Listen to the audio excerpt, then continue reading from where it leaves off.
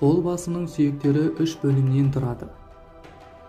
Олар 2 қатар орналасқан білезіктің ұсақ сүйектері, 5 қысқа түтікшелі алақан сүйектері және саусақ сүйектерінен құралған. Білезіктің ұсақ сүйектері 2 қатар майда жуан сүйектерден құралған. Олардың 4-еуі шынтақ сүйегіне жақын жатыр. Бұршақ тәріздес сүйек, 3 қырлы сүйек, ай тәріздес сүйек және қайықша сүйектер.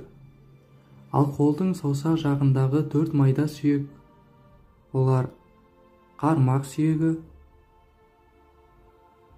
көк басты сүйек, трапеция тәрізді сүйек және трапеция